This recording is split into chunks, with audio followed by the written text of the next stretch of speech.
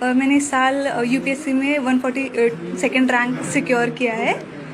मेरी स्कूलिंग जो है वो यवतमाल महाराष्ट्र से ही हुई है। प्राइमरी मेरी जो है वो जफरनगर की ज़िला परिषद स्कूल से कंप्लीट हुई है। उसके बाद हाई स्कूल मैंने गवर्नमेंट कॉलेज से अपनी कंप्लीट की है। ग्रेजुएशन जो है वो मैंने पुणे के आज़म कैंपस से अपनी कंप्लीट की थी बीएससी मैथमेटिक्स में। 12th के बाद ही मैंने ये डिसाइड कर लिया था कि मुझे यूपीएससी करनी है।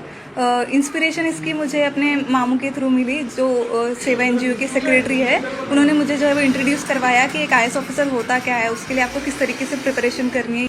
तो फिर ग्रेजुएशन के फ़ौरन बाद ही जो है वो मैंने अपनी प्रिपरेशन स्टार्ट कर दी थी यूपीएससी के लिए। पहले मैंने जो है वो अपना फर्स्ट अटैम्प्ट मुंबई से दिया था, हज हाउस से।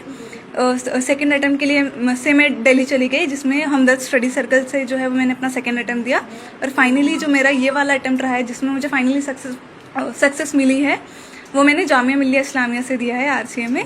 मेरी ये जो पूरी जर्नी रही है उसमें बहुत सारे उतार चढ़ाव रहे हैं, लेकिन जो है मेरी फैमिली का सपोर्ट बहुत ज़्यादा इसमें रहा है, स्पेशली मेरे पेरेंट्स का। मैं फाइनेंशियली थोड़े हम्बल बैकग्राउंड से बिलोंग करती हूँ। मेरे पापा जो है वो ऑटो रिक्शा ड्राइवर है, लेकिन फिर भी उन्होंने कभी मुझे ये एहसास नहीं होने दिया कि हमारे पास रिसोर्सेज की कमी है। उन्होंने हमेशा मुझे सपोर्ट किया है। मेरी जो मदर है, उन्होंने मुझे हमेशा सपोर्ट किया है। कहीं ना कहीं मैं जो एक पेट्रियार्कल सोसाइटी से बिलोंग करती हूँ, इसके बावजूद भी कभी मेरे पेरेंट्स ने मुझे ऐसा महसूस नहीं होने दिया कि तुम लड़की हो, तुम ये नहीं कर सकती।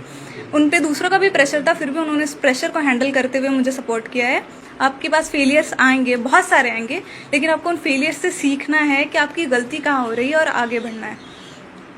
जो आने वाली पीढ़ी है, नए बच्चे हैं जो ये सोचते हैं कि कैसे मुकाम तक पहुंचना है, तो उनके लिए क्या सलाह देना चाहिए?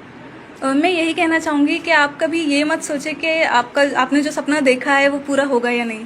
कभी कभार ऐसा होता है कि हमारे पास जो है वो बहुत सारे बैरियर्स होते हैं। कभी फाइनेंशियली जो है वो हम अच्छे स्ट्रॉन्ग बैकग्राउंड से बिलोंग नहीं करते, तो हम सोचते हैं हम कर नहीं पाएंगे, लेकिन कहीं ना कहीं से आपको सपोर्ट मिल ही जाता है। अगर मैं अपना एग्जाम्पल दूँ तो जो सेवा एनजीओ है, उसके थ्रू जो है वो मुझे बहुत फाइनेंशियली सपोर्ट मिला है।